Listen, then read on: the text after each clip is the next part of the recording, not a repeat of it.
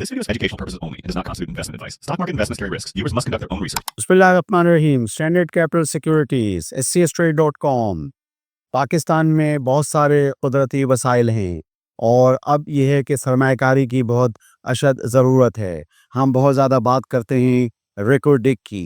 हम बचपन से अपनी क्लासेस में रिकोडिक और Saindak project, copper Saindak project पे पढ़ रहे हैं, लेकिन अभी तक उस पे वो पेशरफ्त जो है वो नहीं हो सकी जिससे कि पाकिस्तान को फ़ायदा हो। लेकिन अब ये है कि एक अच्छी चीज़ जो अभी नज़र आ रही है वो ये है कि अमेरिका की तरफ से एक दिलचस्पी जो है वो शायद ज़ाहिर की जा सकती है रिकोडिक और जो मजमूई तौर पे जो हमारे कुदरती वसाइल हैं, मसलन ये कि चाक़ी के अंदर बहुत सारी धातें और ये कि जो रिकोडिक बलूचिस्तान के अंदर ये जो गोल्ड, कॉपर और कोबाल्ट और इस तरह की जितनी भी चीज़ें, हम इस पे काफ़ी दफ़ा बात करते रहे हैं। अब इसका हमारी मार्केट से क्या लेना देना है, तो इसमें ये है कि काफ़ी पाकिस्तानी कंपनियां भी ऐसी हैं जो कि अगर ये प्रोजेक्ट शुरू होते हैं या इनमें मतलब ये ऑपरेशनल हालत में आते हैं तो पाकिस्तानी कंपनीज़ को भी, जो लिस्टेड कंपनियां हैं वो भी उनको भी बतदरीज फ़ायदा हो सकता है। उसमें एक तो कंपनी ज़ाहिर बात है जो एक्सकेवेशन होती है, खुदाई होती है, तो उसमें बायफो इंडस्ट्रीज़ एक बहुत पुरानी कंपनी है, लिस्टेड है और अभी है कि उनकी 9 महीने की किताबों में भी इस हवाले से कुछ चीज़ें दर्ज थी। और फिर ये कि एक और कंपनी है जो कराची पोर्ट पे है, port Qasim, Pakistan international bulk container terminal, हो सकता है कि वहाँ भी भाग खुल जाएँ।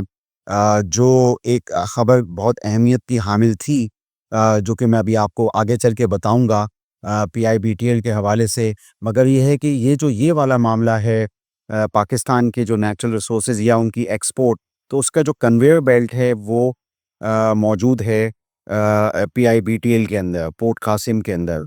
तो वो कन्वेयर बेल्ट से जो है ये धातें जा सकती जब आगे चल के होगा। अब इस हवाले से पीआईबीटीएल के नोटिसेस भी जो हैं पीएसएक्स पे मौजूद हैं कि ये वो पार्टनरशिप होगी, तो ज़ाहिर बात है पार्टनरशिप यही होगी कि ये जो एक्सपोर्ट का जब भी मामला आएगा तो वो इस तरह की फैसिलिटी से जो कि पीआईबीटीएल में मौजूद है हो सकती है।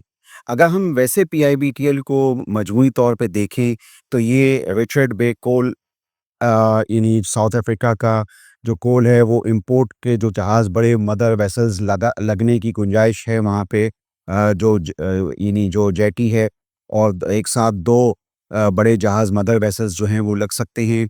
लेकिन ये है कि अब आप ये डायनेमिक्स देख रहे होंगे कि मुल्क में थोड़ा-सा जो इम्पोर्टेड कोल के पे इन्हिसार जो है उसको थोड़ा-सा बैलेंस करने की कोशिश की जा रही है और जो लोकल कोल है और अफ़गान कोल वो भी दरमियान में मिक्स होता रहा। सीमेंट सेक्टर की जो डिमांड रही उस हवाले से मैं बात कर रहा हूँ। लेकिन अब ये है कि भाग यूँ खुल सकते हैं कि ये जो अब अगर मामलात चलते हैं आगे 2-3 सालों में, रेकोडेक हो या चागी में, ये जो नेचुरल रिसोर्सेज़ कंपनी बनी है, तो ये भी पोर्ट जो है वो मौजूद है। तो मैंने सोचा कि इस हवाले से आपको बताऊँ। एक अहम जो ख़बर जो आज के हवाले से थी वो ये थी कि हुकूमत पाकिस्तान ने शायद ये जो पोर्ट कासिम अथॉरिटी से 15 लाख टन सीमेंट एक्सपोर्ट करने का कोई मतलब टारगेट वगैरह रखा है। तो यहाँ पे 5 साइलोज़ हैं, यानी पीआईबीटीएल के अंदर, Pakistan international bulk container terminal के अंदर। तो ये एक अच्छी चीज़ हो सकती है क्योंकि ये माज़ी में मुझे जो लगता है, जो मैंने देखे हैं अकाउंट्स वगैरह, तो उतनी ज़्यादा यूटिलाइज़ेशन उसमें इस उसके हवाले से नहीं थी, जो अब हो सकता है कि पीआईबीटीएल में हो। तो पाकिस्तान में जो एक्सपोर्ट करने वाली जो अभी रिसेंट नंबर्स हैं एक्सपोर्ट के सीमेंट के, उनमें हमेशा की तरह लकी सीमेंट टॉप पे है, उसमें तीसरे नंबर पे अटक सीमेंट है और डीजी खान सीमेंट चूँकि यहाँ पे हब पे डीजी खान का प्लांट मौजूद है बलूचिस्तान में, तो ये है कि उनका भी जो है वो एक्सपोर्ट के नंबर्स हैं। तो ये एक मौक़े जो हैं हो सकता है बने एक्सपोर्ट के, क्योंकि इस वक्त एक्सपोर्ट की प्राइस जो है वो अच्छी मिल रही थी गल्फ़ में पिछले साल के मुकाबले में। तो ये है कि ये एक विन-विन सूरत-हाल हो सकती है पाकिस्तान के तनाज़ुर में, सीमेंट कंपनियों के तनाज़ुर में, और जो मैंने बात पीआईबीटीएल के हवाले से करी, इसके तनाज़ुर में ये एक अच्छी पेशरफ्त हो सकती है। तो वैसे पीआईबीटीएल के मॉडल हमने हमेशा से देखा है, करा है, तो वो जो जहाज़ों के नंबर्स थे जो हम साल के 150 या 144 लगाया करते थे, वो उतने जहाज़ तो नहीं आए कभी। दूसरा ये कि कभी ज़माने में फ़ॉरेन लोन हुआ करता था जिसकी वजह से एक्सचेंज लॉसेस होते थे।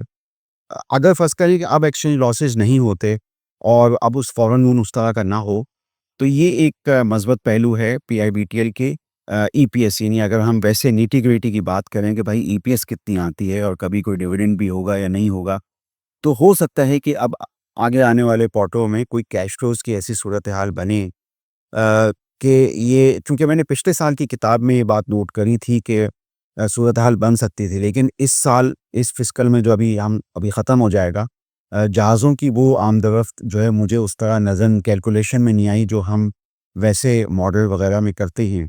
तो ये है कि अगर फ़र्ज़ करें कि कम से कम नहीं तो 1 सवा रुपए की ईपीएस तो होनी चाहिए ताकि ये कि कोई ब्रेक इवन वग़ैरह हो। तो अगले सालों में हो सकता है कि ये सूरत-हाल बन जाए क्योंकि जैसे मैंने आपको एक लम्ही तमहीद बाँधी कि ये जो नेचुरल हमारे कुदरती वसाइल जो हैं ये उसमें से कन्वेयर बेल्ट में हो सकता है यहाँ से जाएँ।